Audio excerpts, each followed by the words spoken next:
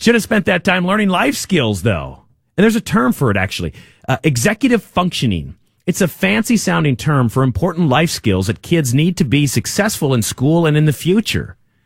Groves Academy in St. Louis Park is hosting a free executive functioning workshop this month. Meghan Miller is a speech-language pathologist from Groves Academy. Meghan, good morning. Good morning. What is exactly, then, executive functioning?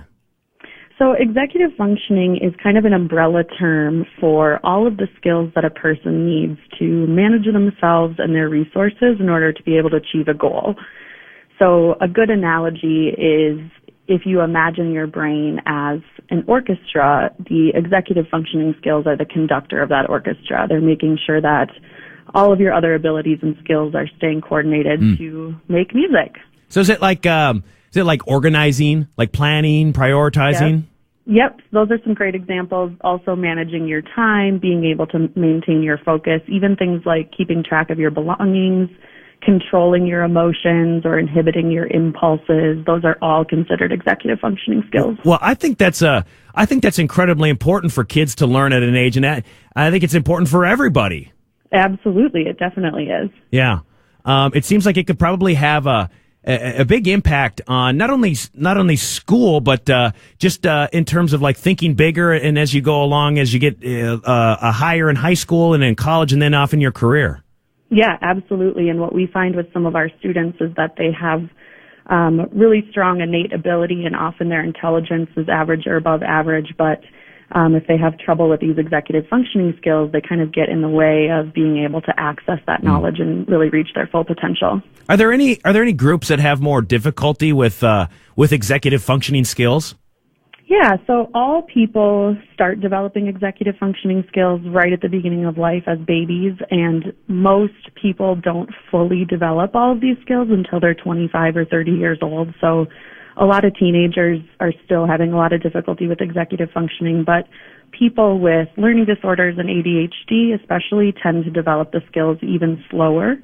So all young kids, to some degree, are going to have difficulty with executive functioning, but then kids with ADHD and learning disorders will have even more difficulty. Is there anything that parents can do? You mentioned that 25 to 30 is when people really start to grow, but is there anything that parents can do for their kids to help them along or plant seeds?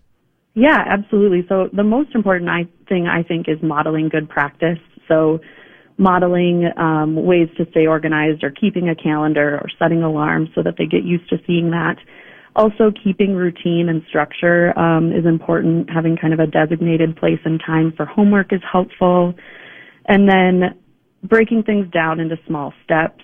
And then the big thing, too, is making sure that you're emphasizing the really good things and using positive reinforcement to draw attention to the things that your kids are doing really well, versus emphasizing punishment or the things that they're not maybe so great at.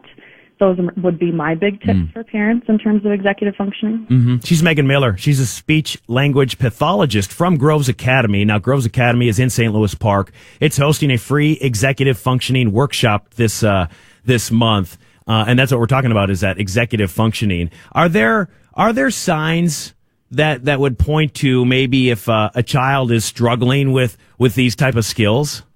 Yeah, absolutely. I mean, one of the big signs is if they're having trouble maintaining focus in the classroom. That can be a big warning sign that usually comes about when they're first starting elementary school. Teachers will start to notice.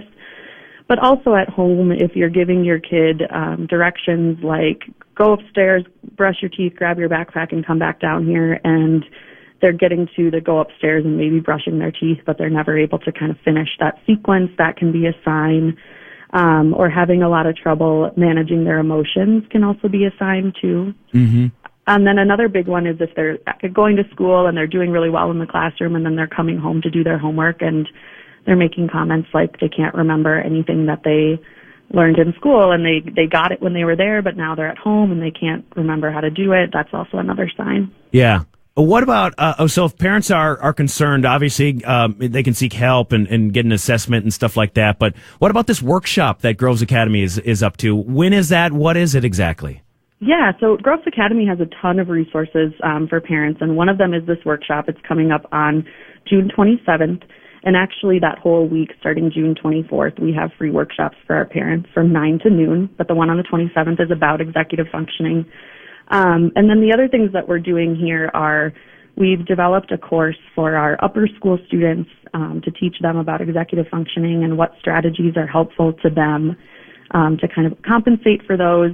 We're also working on developing a course for our younger elementary students for next year to help kids learn about their brains and how they work and learn different resources that might be useful to them. And we're also doing a summer class focused on executive functioning and writing. So we're doing a lot of explicit instruction and just talking about it with our kids. How do your brains work? Why are you having trouble with these things? And what are some things you can do to help yourself? Is that workshop for parents and kids or parents or kids? That workshop on the 27th is really geared toward parents, especially of adolescents. It's going to be led by 2 of our upper school faculty that teach our executive functioning class. Yeah. So they're going to be talking a lot about the course and students' reactions to it and how parents can be involved. That's great. Meghan Miller, thanks so much for the time this morning. Absolutely. Thanks for having me. You got it. Talk soon. Yep. Bye. She's Meghan Miller, a speech language pathologist with Groves Academy. That's in St. Louis Park, and they're hosting, as you heard her say, a free executive functioning workshop for parents later this month. And you can find them online if you want to learn more.